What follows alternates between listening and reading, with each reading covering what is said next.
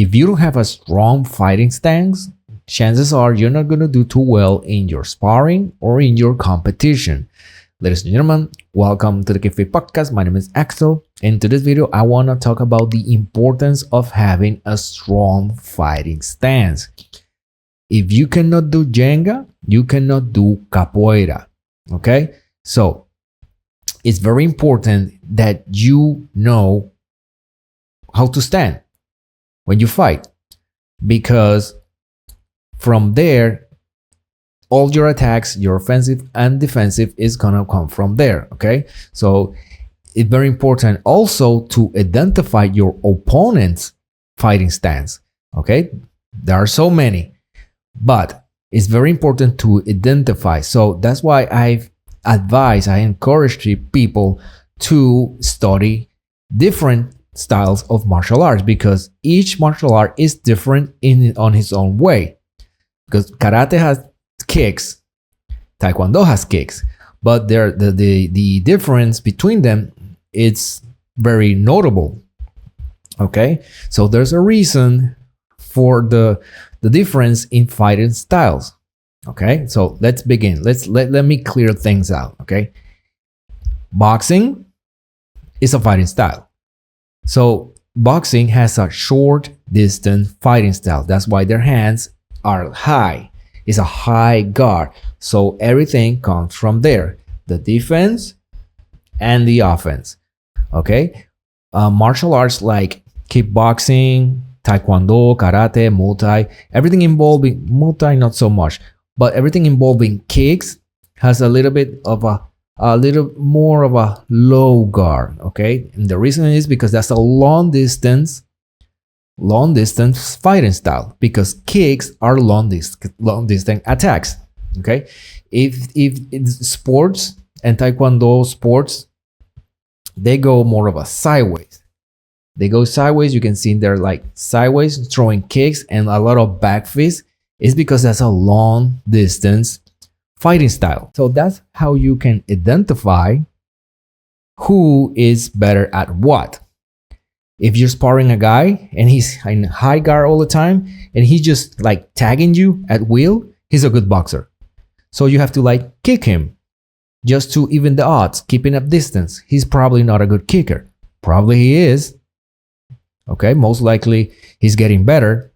The thing with boxing is they already know.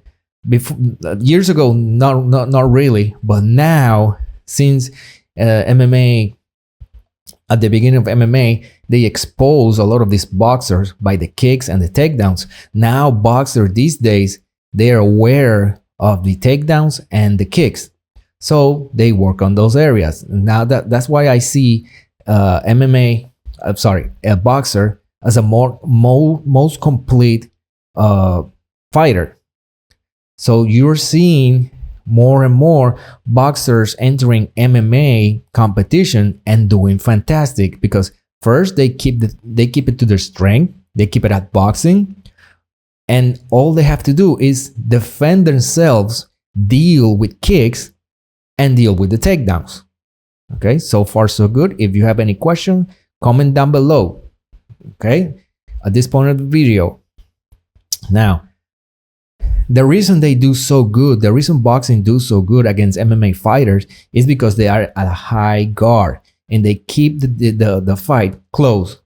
If takedowns are allowed, then the non-boxer should go for more takedowns and more judo and more grappling.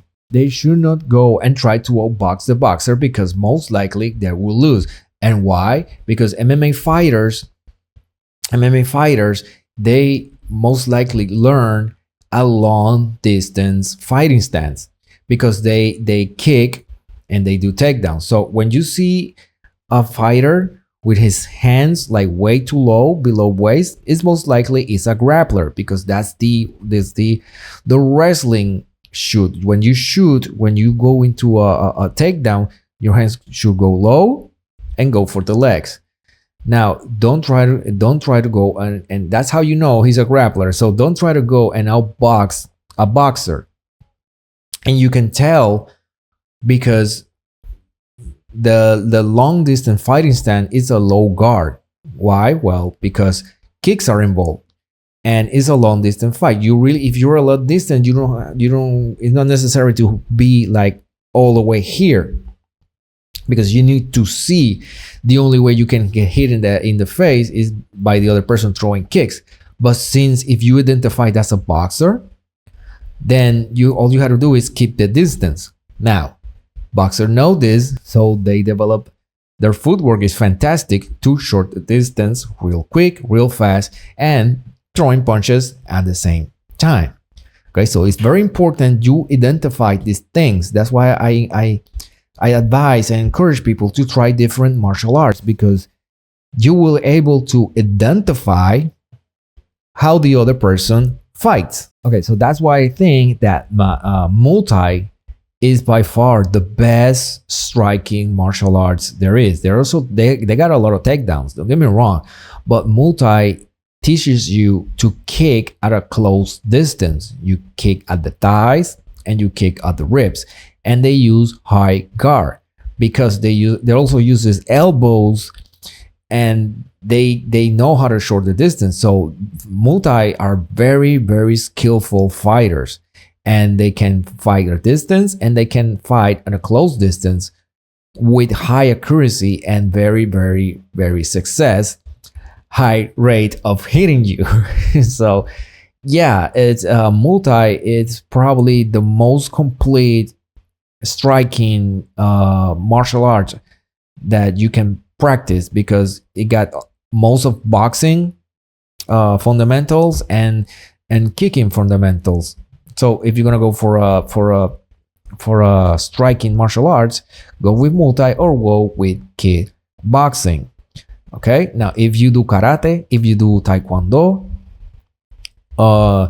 you should go and really have a strong foundation in boxing. That way you will be like all around a good fighter, and that way you can identify who are you fighting. If you see a guy with a very strong boxing stance hitting you, go with the kicks. That's why you also have to learn how to move around.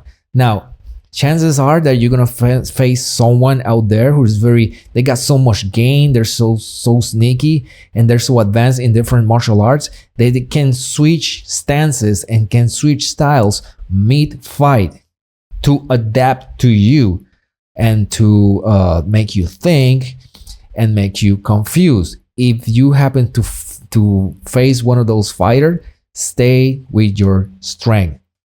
And that's important. That's key. That's very, very important on victory, on success, because you need to adapt. First, you need to know your strength, and you need to know how to defeat yourself. You need to know how to defeat a Taekwondo fighter. Taekwondo fighters, their kicks are so explosive, and the way that other martial arts are be able to beat Taekwondo is just by kicking in the legs. But if kicking in the legs is not allowed, then you have to short the distance and box the Taekwondo, because he might not be that advanced at boxing. Now, same thing with karate. Karate, the hands are low or sometimes they're sideways. So same thing. That's why boxing has a tremendous advantage over these other kicks and punches martial arts, because boxers, they only have two hands. We all have two hands, right?